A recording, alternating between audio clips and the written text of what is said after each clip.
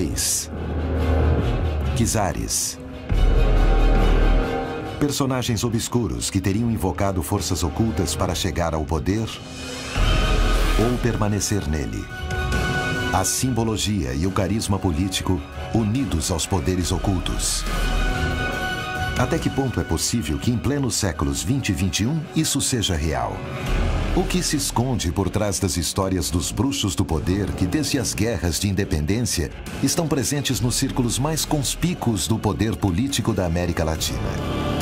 Até onde chegam realmente os poderes de praticar a bruxaria?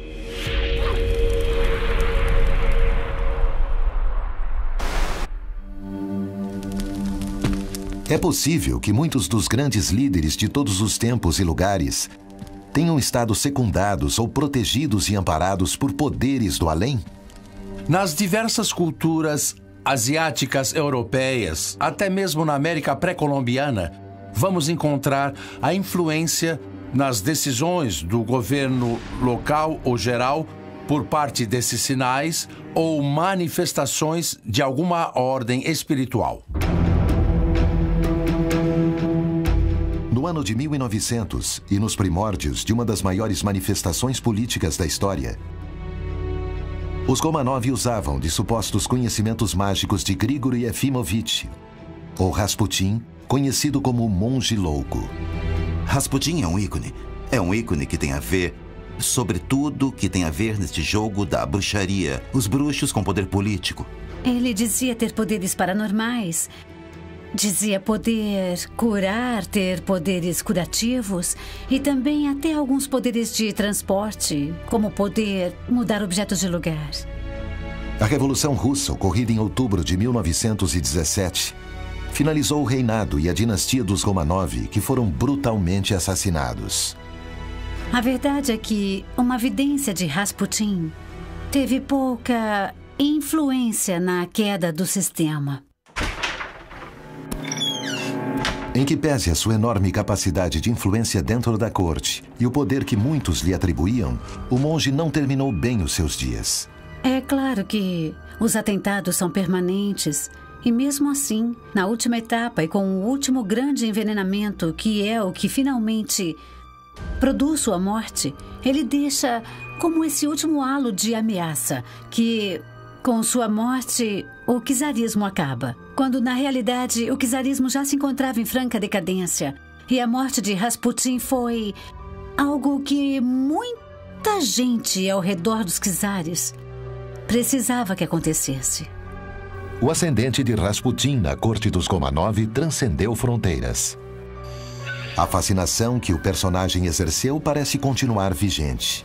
No entanto, Rasputin foi a exceção ou a regra na história? Na América Latina, há diferentes formas de Rasputin. Desde antes da chegada do homem branco à América Latina, o continente parece ter sido habitado por poderes mágicos. Os xamãs invocavam o componente sagrado da natureza. As crenças pagãs com seus deuses se estendiam por toda a região. Escondidas primeiro do Império da Fé Católica, unido ao Império Espanhol, a América Latina desenvolveu todo um acúmulo de cultos que sobreviveu ao longo dos anos, retomando crenças mágicas de todos os continentes. No caso da evangelização na América Latina, por parte dos conquistadores espanhóis, não era suficiente que fosse somente a espada, era necessária a cruz. Era necessário domar o espírito, convertê-lo e transformá-lo. Os cultos dos antigos, as lendas sobre a origem de cada montanha, de cada rio, os nomes dos lugares foram proibidos, negados, apagados. A igreja descarregou seus chicotes sobre todas por igual, mas não foi suficiente. Apesar da Inquisição, sobreviveu por muito tempo esse conceito da feitiçaria, do xamanismo. Todas essas questões que para a Igreja Católica são bruxaria, mas para as pessoas são uma forma de entender seu vínculo com o mundo. A bruxaria fincou raízes na espiritualidade americana e deu origem a novas religiões. Os cultos que os africanos trouxeram tiveram de ser adaptados, mas sobreviveram e agora estão em toda parte. O que aconteceu na América Latina? Um continente atravessado pela magia? As histórias dos bruxos são reais? A verdade é que isso é moeda corrente em nossos dias e também foi no passado. Em pleno século XXI, existem homens e mulheres de quem se suspeita que chegaram ao poder pela mão dos bruxos, pitonisas, profetas e adivinhadores. O povo da América Latina está hoje nas mãos de quem invoca e dialoga com os poderes do além?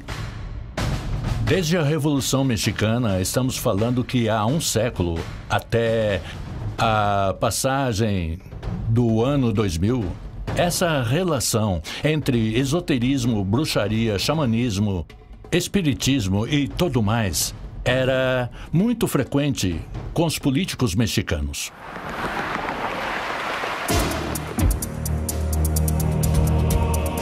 No dia 1º de dezembro de 2000, Vicente Fox assumia a presidência de um dos maiores países da região, o México. Sua eleição marcou o final de um período de 71 anos em que todos os presidentes do México foram militantes do Partido Revolucionário Institucional.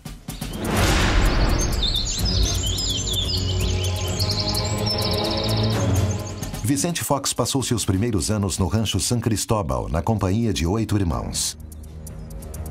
Em 1988, foi eleito deputado federal pelo estado de Guanajuato.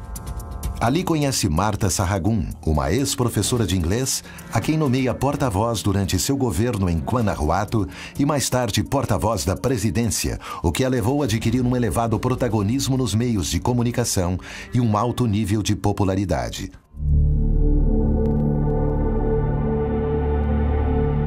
Desde um primeiro momento, a relação entre os dois esteve manchada pelos boatos que rodeavam Marta e seus familiares. Marta Sahagún, já desde Guanajuato, desde que era porta-voz, ela era propensa, digamos assim, a gostar de bruxaria. Já praticava certas coisas. Mas quando chega a Los Pinos, quando chega no ano 2000, faz-se amiga de Gordillo. Então sua relação já não é somente uma relação de poder, mas também é uma relação muito estreita, esotérica. Que evidências motivaram esses boatos? O que se esconde por trás dessas versões? Ela tinha um grande projeto pessoal. E seu projeto era ser a primeira presidente do México. Bruxos e o poder.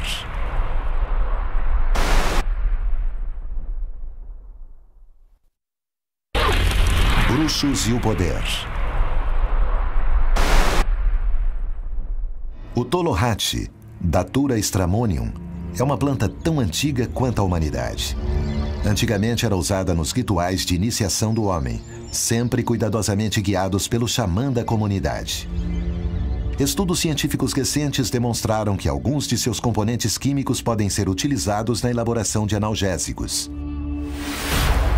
No México, é historicamente considerada como ingrediente fundamental para a elaboração de poções do amor. Poderia o ex-presidente ter consumido tais poções?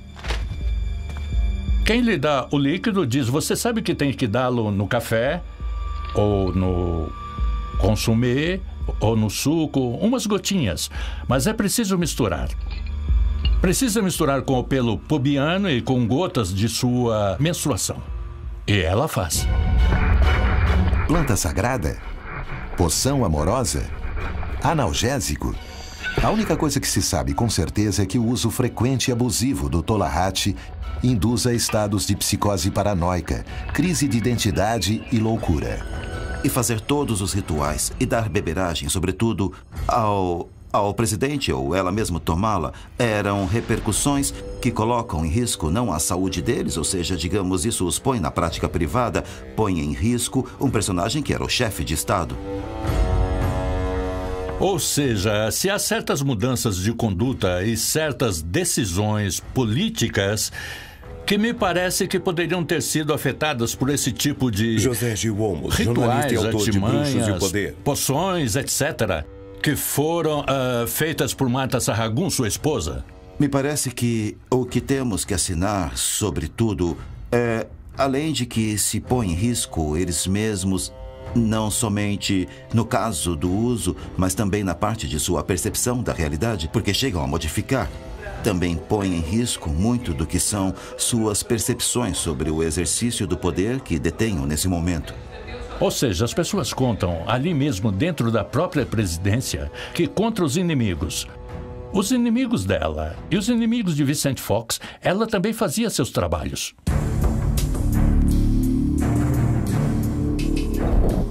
Faziam fotos. E essas fotos, depois, dizem, eu não vi, mas as pessoas contam diretamente que punham em uma tarântula, uma aranha. As espetavam e depois as queimavam. Até onde poderia ter chegado a ambição de sua mulher? Como é possível que ninguém próximo ao presidente tenha notado isso? O assunto é que, quando o Estado-Maior Presidencial, que é parte do Exército Mexicano, criado desde 1936, 37, para o cuidado do presidente e para a saúde do presidente, perguntava a Marta Sahagún, senhora, o que é que está dando ao nosso presidente? Ela dizia de uma maneira muito picaresca. Dizia, são as vitaminas do presidente. Então aqui é quando alguém diz que isso já ultrapassou a parte íntima. Ou seja, isso pode ter sido um atentado contra a vida do presidente.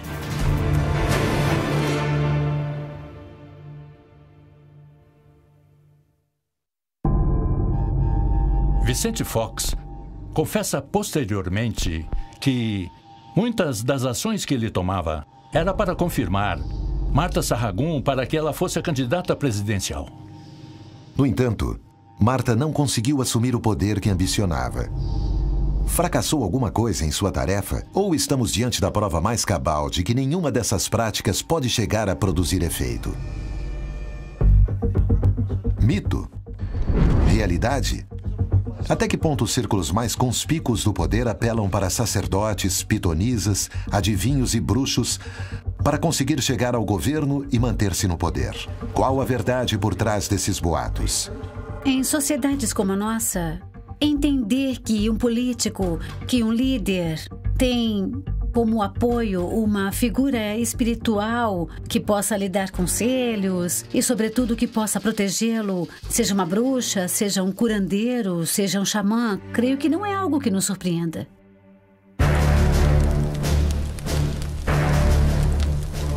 Personagens ocultos ligados ao poder se filtram nos governos de grande parte do planeta, mas poucos desses personagens chegaram ao limite de tentar exprimir a essência de um cadáver para que outra pessoa o absorvesse. No entanto, foi o que aconteceu na Argentina no início da década de 1970, segundo os depoimentos dos irmãos de Maria Eva de Perón, mais conhecida como Evita. A Evita se transformou num assunto da Argentina. Se transforma num assunto porque o corpo, a morte, a figura de Evita tem um peso fundamental na história da Argentina. Mas a história começa muito antes. Inclusive, é anterior ao desaparecimento do cadáver. Seu início pode ser em 1950, quando um policial interessado nas artes obscuras é designado para custodiar a residência de Juan Domingo Perón e Evita. Isabel opera um pouco como uma vítima propiciatória de uma figura que não hesitava em ordenar a busca de influência sobre o general Perón.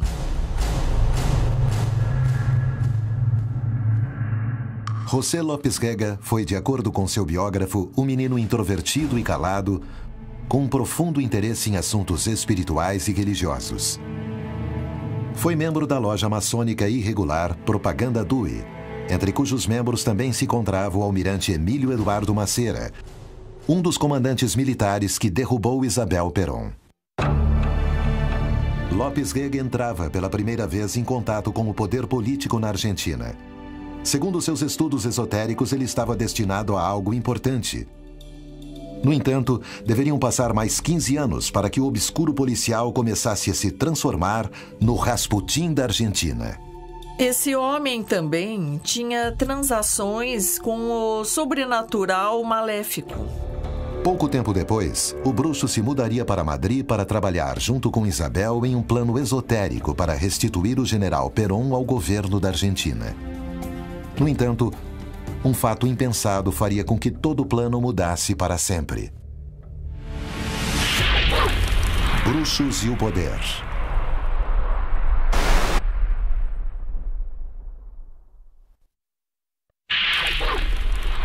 Bruxos e o poder.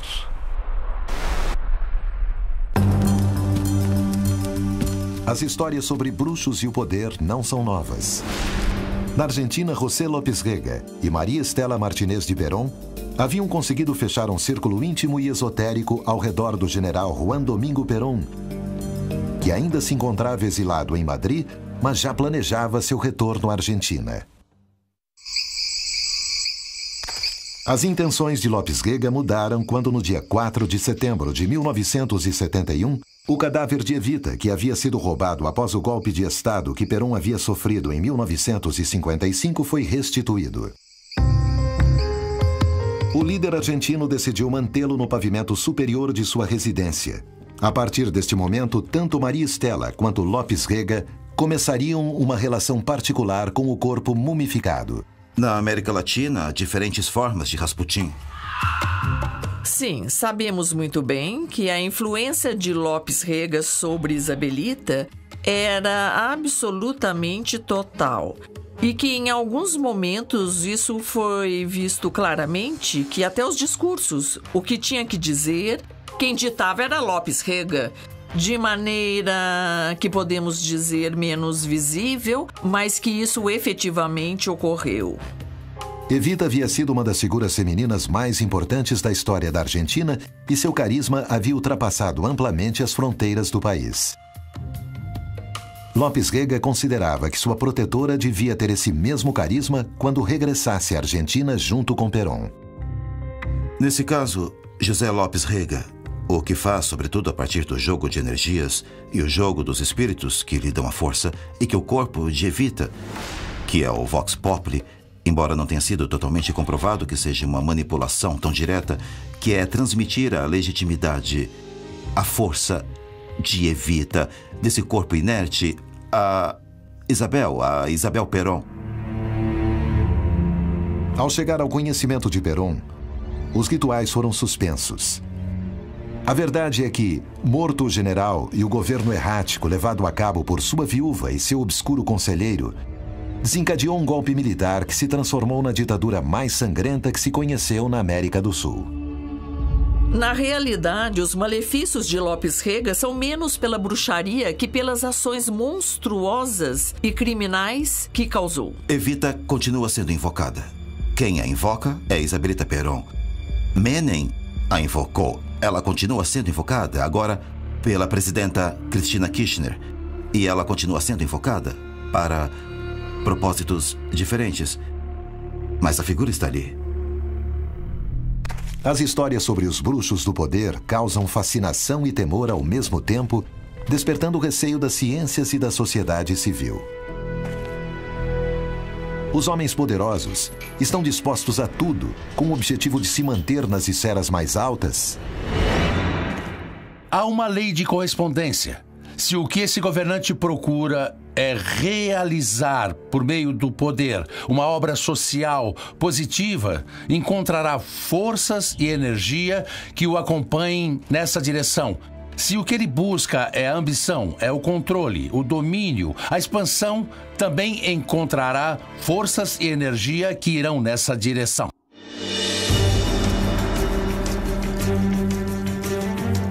Em fins do século passado, em Antioquia, Colômbia, começava um dos maiores mitos do milênio.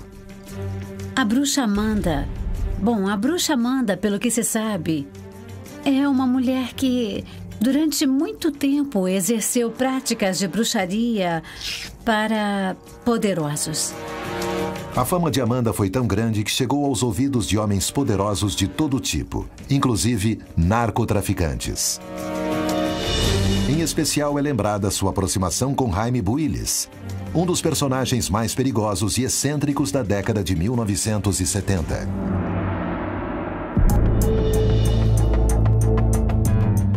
A influência de Amanda era cada vez mais notória sobre a vida política da região. Porque os narcotraficantes eram camponeses. E não podiam pedir à Virgem Maria que, por favor, esse ano não cheguem os soldados que vão matá-los. Que, por favor, esse ano tenha um bom cultivo de papoula ou maconha. Não se pede isso a Jesus, não é? Então eles devem pedir a outra pessoa.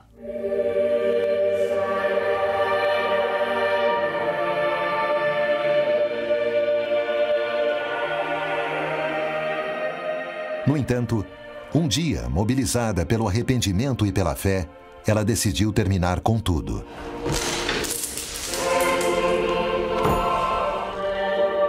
Quando ela volta a entrar em contato com a fé católica e volta a frequentar a igreja, ela se limpa do mundo anterior do qual fazia parte e retoma um caminho de purificação, deixando esta vida para trás. Atualmente, Amanda se encontra retirada da vida, ligada aos poderes ocultos. É advogada e educadora e se converteu na fé católica. Mãos pra cima! Anda, mãos pra cima! A vida de Jaime Builes terminou tragicamente pouco depois, quando foi capturado, torturado e assassinado.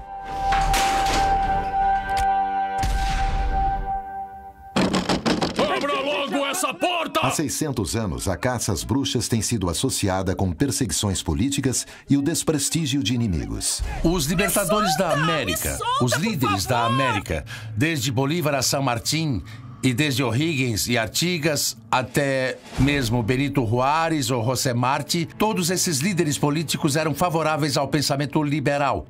De alguma maneira enfrentavam o poder da Igreja Católica na América, foram promotores do Estado laico, da separação da Igreja e do Estado. A Inquisição atuou de frente a eles e contra eles, e de alguma maneira todos esses líderes tiveram que enfrentar os inquisidores e trataram de colocá-los em seu lugar. Pois os bruxos e as bruxas não eram outra coisa mais que o antecedente direto dos cientistas. Bruxos e bruxas faziam experiências com a natureza. Os exorcismos e as lutas contra os bruxos não são uma coisa nova. Desde sempre, o poder instaurou o teor às suas artes e à sua figura. Eles passaram de privilegiados nas antigas civilizações para perseguidos durante a Inquisição. A bruxaria, o conceito de bruxaria ligado à parte demoníaca, surge com a Igreja Católica. Mas a bruxaria inclui feitiçaria e a feitiçaria não tem nada dessa parte curativa. As forças adivinhatórias, o entender para onde vamos, qual é a minha transcendência? Tem a ver com a parte mágica? Como me comunico? Tudo isso foi considerado como uma única coisa e disseram que está ligado com o diabo. A perseguição foi uma disputa entre poderes do além, de origem distinta, ou foi uma maneira de acabar com os adversários políticos? A Igreja Católica, nesse caso, sataniza coisas que não entende porque simplesmente não quer que exista, não é? A perseguição começou contra o povo judeu e populações inteiras foram arrasadas. Mas rapidamente, a ira encontrou novas vítimas.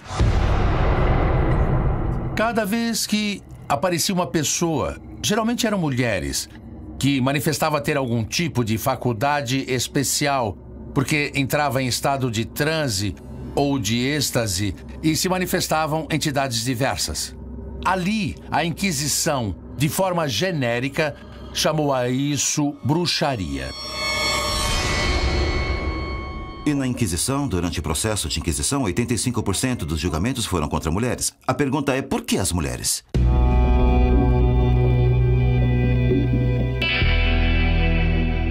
Jesus falou da mulher como amiga e companheira. Mas se observarmos bem a história, a Igreja não se importou em montar todo esse conto da Inquisição e colocar no centro a mulher. Podemos falar das mulheres como a construção do arquétipo da bruxa, essa mulher que se translada desde a Europa à América e que, com ela, translada sua língua, seu modo de falar, sua alimentação, sua comida e também suas práticas de crenças religiosas e metafísicas. foi pressuposto que as mulheres ainda são o côncavo natural por excelência. E, portanto, há ali uma expressão de uma irracionalidade da natureza. Achavam que elas seriam capazes de voar, de transformar-se em animais, preparar poções para apaixonar, a violentar ou enlouquecer as pessoas, copular com o próprio demônio em orgias aberrantes, sacrificar sua honra com o sangue de recém-nascidos. Já se perguntou por que as bruxas voam? E por que voam em uma vassoura? A explicação é muito simples. As mulheres que faziam experiências com as plantas, etc., encontraram uma poção afrodisíaca e a untavam com um pedaço de madeira a vagina. E então, quando a Santa Inquisição andava procurando as bruxas e as estavam perseguindo, encontravam às vezes algumas mulheres em pleno êxtase sobre um bastão, como se estivessem voando.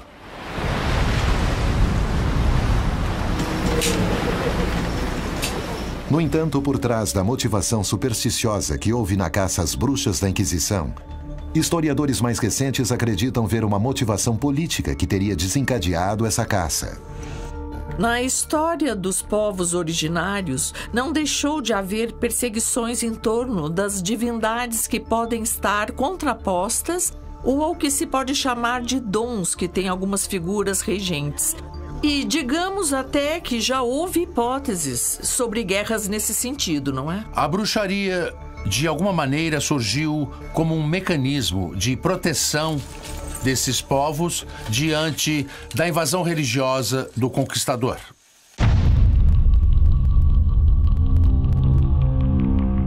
As acusações de bruxaria parecem ter sido utilizadas para desestabilizar líderes políticos sem importar sua ideologia. É possível que isso ainda esteja acontecendo? A força que tem a Igreja Católica já não é a perseguição que era há alguns séculos, na tortura. Agora é uma expressão mais de sanção social e de sanção moral, é isso? Se te acusam de bruxo ou de praticar qualquer crença pagã, as pessoas começam a te olhar de outro jeito, a te apontar na rua. México, o gigante ao sul do Rio Grande. Berço de grande parte da tradição cultural latino-americana. É também um gigantesco caldeirão onde se misturam política, poder e bruxaria. Elba Ester Gordillo iniciou sua carreira política no Sindicato de Trabalhadores da Educação no México. Seus inimigos eram muitos e estiveram a ponto de derrotá-la.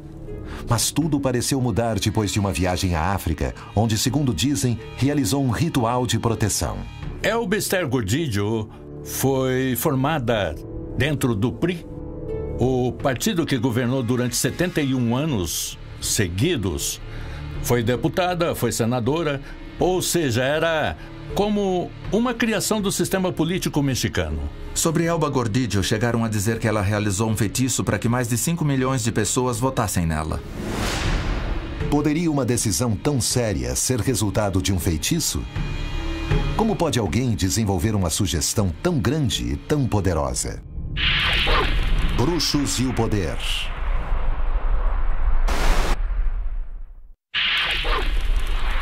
Bruxos e o poder.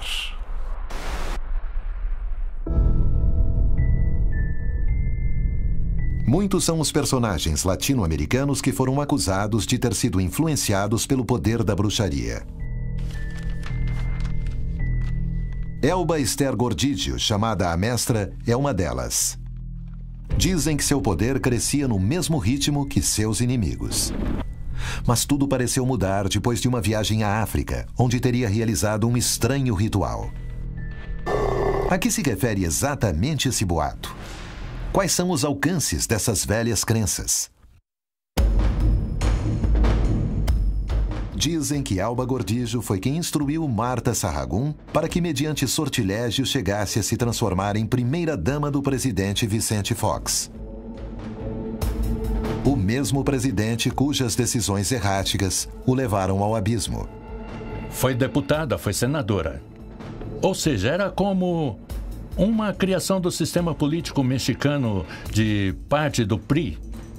E quando chega Vicente Fox, que era de outro partido, ela é a mais beneficiada. A mesma Elba Esther Gordillo, que foi para a cadeia acusada de malversar fundos públicos para o seu bem-estar. Quando Ernesto Zedillo vence, ele dá uma ordem que se comece a investigar Elba Esther Gordillo. Então ela fala com seus assessores espirituais, ou seja, com seus bruxos. E aí é quando lhe fazem uma recomendação, pois esse trabalho é muito difícil que se faça no México. Então nós recomendamos uma viagem para o exterior.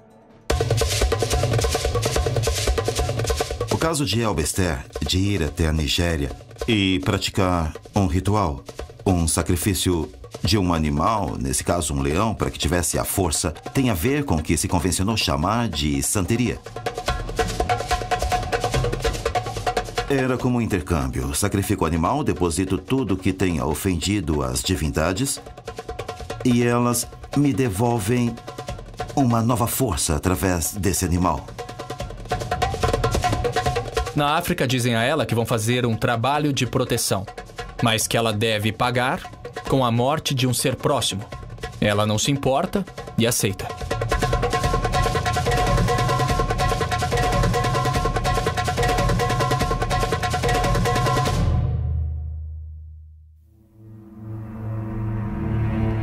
Seja verdade ou não, o certo é que pouco tempo depois de voltar para o México, o presidente aplacou suas hostilidades e ela pôde prosseguir em suas funções. Seu neto mais querido morre.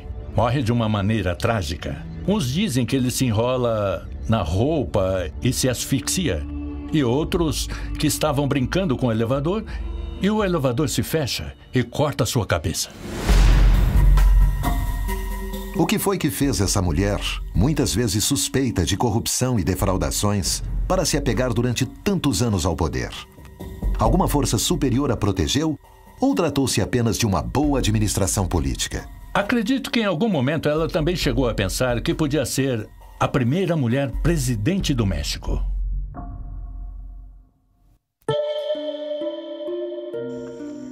Até onde chega o reconhecimento do poder esotérico?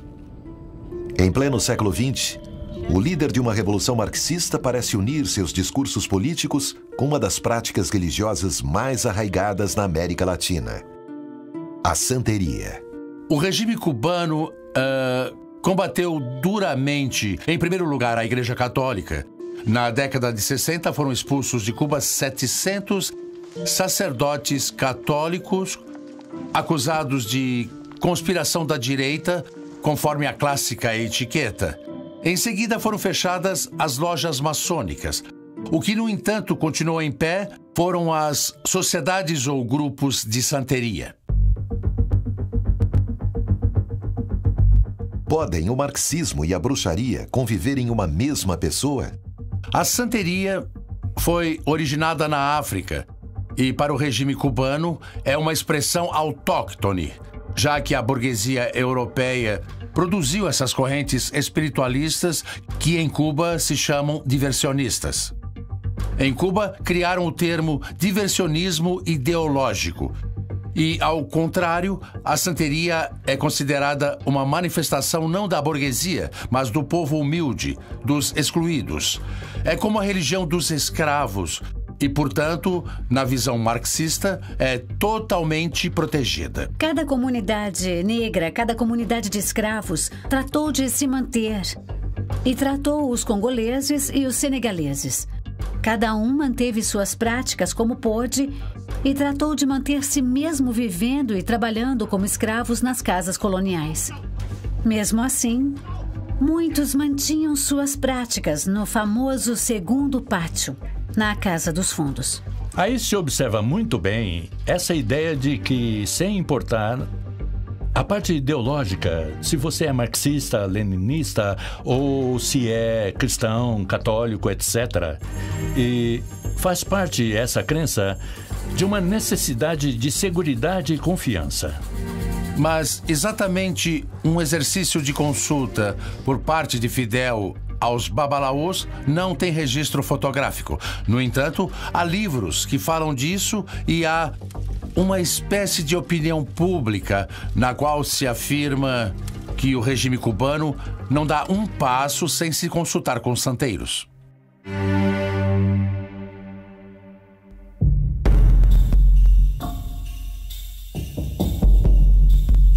O sincretismo entre as religiões africanas, a magia negra francesa e o catolicismo resultaram numa religião que, em pleno século XX, teria gerado uma confluência única entre o poder e a bruxaria. O convulsionado povo haitiano seria o epicentro dessa bruxaria totalmente diferente. E quem mais bem interpretou isso foi François Duvalier. Duvalier, que chega ao poder finalmente mediante um golpe de Estado, implanta um regime que vai ficando cada vez mais severo, apoiado não só pelas Forças Armadas haitianas, mas também em sua relação entre o povo haitiano e ele como o sacerdote máximo do voodooísmo. Formado pela Faculdade de Medicina da Universidade do Haiti, François Duvalier transformou-se num especialista do tratamento de doenças tropicais. Em 1957, foi eleito presidente por sufrágio universal. No entanto, no ano em que foi nomeado, suspendeu todas as garantias constitucionais. E em 1964 se autoproclamou presidente vitalício.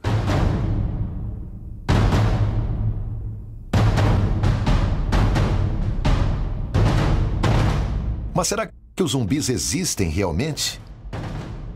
Ele os utilizou para se manter no poder? O zumbi, por definição, é um morto-vivo. Quer dizer, é uma pessoa que é dada por morta, mas que ressuscita. Também diria o voodoo. Ou os zumbis, por exemplo, no Haiti. Os zumbis existem e isso já foi demonstrado com a parte química, com a parte do peixe-boi que se chega a consumir essa toxina. Sim, que pode ser lida como uma parte de bruxaria, como de feitiço, mas também pode se entender de outro jeito. É real, sim, é real. A explicação pode ser diversa. E as pessoas acreditam. E o seu ressuscitador, o sacerdote de voodoo que o devolve à vida, por definição, se converte em seu amo e ele em seu escravo.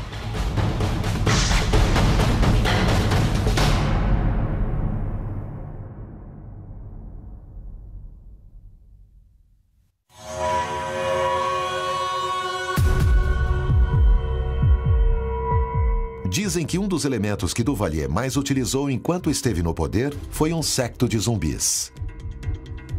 Os Tonton Macoutes eram homens altos, negros, musculosos, todos vestidos de negro e com óculos escuros 24 horas por dia. De dia ou de noite, eles agiam assim e eram então da polícia secreta.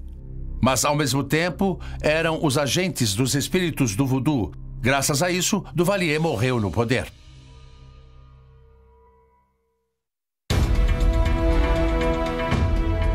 Os boatos de grandes figuras políticas que possuíram poderes divinos se estendem por todo o continente e se aplicam a todos por igual, sem importar sua ideologia. Os boatos desse tipo não conhecem ideologia nem partido político. Simplesmente se espalham sobre todos os mandatários do continente e isso inclui as mulheres. Ao longo da história, as mulheres tiveram um papel fundamental na vida de figuras políticas-chave do continente. Marta Sahagún, Eva Duarte de Perón, Isabel Martinez de Perón, são algumas das mulheres que aconselharam seus maridos, amantes, que foram acusadas de enganá-los, de controlá-los. E desse boato não escapa a mulher de outro líder, a primeira-dama da Nicarágua. Em 1979, Daniel Ortega ganhou fama internacional como novo líder socialista latino-americano. Vestido de verde-oliva, rodeado pelo povo, artistas e poetas, suas primeiras medidas o identificaram diretamente com outro líder revolucionário, Fidel Castro.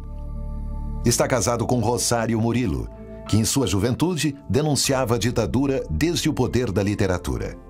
Sua militância a levou à clandestinidade, utilizando pseudônimos como Gabriela, Carolina ou Berenice Valdemar. Na realidade, o caso de Ortega e da que conhecemos como a bruxa Chayo não é mais que uma representação a mais da ligação do poder com os fenômenos que consideramos paranormais. Sobre a figura da primeira-dama da Nicarágua, recairia a acusação de ter trocado a integridade de sua filha pelo domínio que ostenta sobre Ortega, seu partido e o governo. Bruxos e o poder.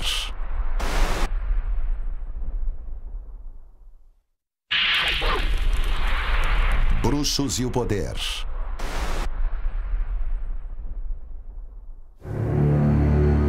Até que ponto é possível que a bruxaria e a política se relacionem para tomar decisões que afetam milhões de pessoas?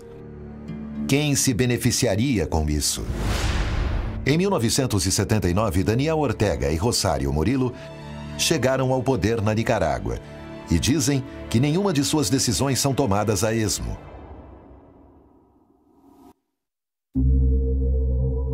Manágua, Nicarágua. A mulher do líder sandinista, Daniel Ortega, nunca ocultou sua impressionante amplitude espiritual.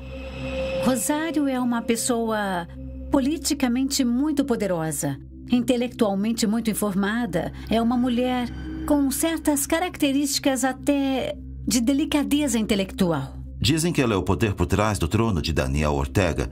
E sendo o poder por trás do trono nessa ideia da bruxa como a manipuladora, a executora, a que controla os fios do poder, se autodenomina bruxa. 30 anos depois, o casal Ortega-Murillo parece ter conseguido perpetuar-se no poder. Uma coisa certamente inexplicável, com a crise econômica e a furiosa crítica opositora, que chamou seu governo diretamente de o Reino de Merlin. E muito se comentou na Nicarágua sobre o caso de Daniel Ortega. E Ernesto Cardenal reconhece que ele tem um problema de lúpus. E muitas atividades Daniel Ortega precisa realizar à noite. Para tudo o que ela vai fazer, ela se consulta com os bruxos. Quer dizer, nada é deixado ao azar. Inclusive as flores presidenciais que ela utiliza ou que são usadas nos discursos previamente já passaram pelas mãos dos bruxos. A lenda negra do casal presidencial se apoia em fortes indícios. No entanto, Ortega ganhou cada eleição de maneira indiscutível e continua tendo o apoio das bases populares. Um espectro social que se caracteriza por sua intensa religiosidade. Portanto, eu diria que combina com o arquétipo perfeito da construção da imagem da bruxa. Uma mulher que tem o poder, que está perto do poder, que vive com o poder, que influencia esse poder e que, além disso, tem informação e conhecimento que pode distribuir e usar segundo sua conveniência.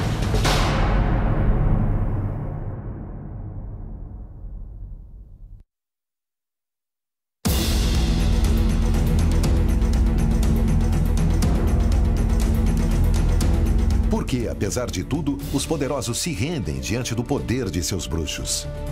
Em primeiro lugar, o medo. O medo de tratar de enfrentar o mundo.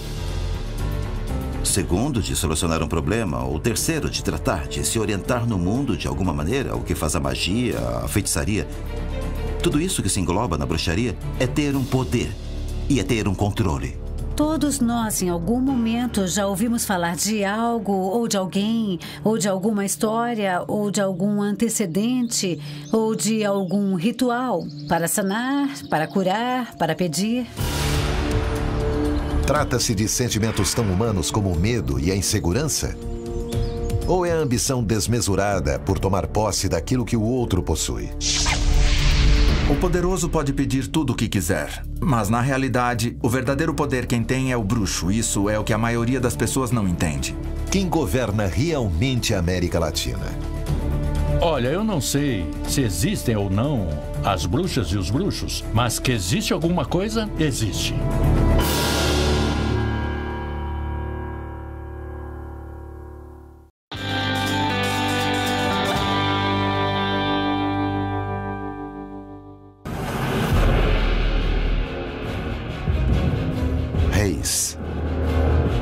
Czares. Personagens obscuros que teriam invocado forças ocultas para chegar ao poder ou permanecer nele. A simbologia e o carisma político unidos aos poderes ocultos. Até que ponto é possível que em plenos séculos 20 e 21 isso seja real? O que se esconde por trás das histórias dos bruxos do poder que, desde as guerras de independência, estão presentes nos círculos mais conspícuos do poder político da América Latina? Até onde chegam realmente os poderes de praticar a bruxaria?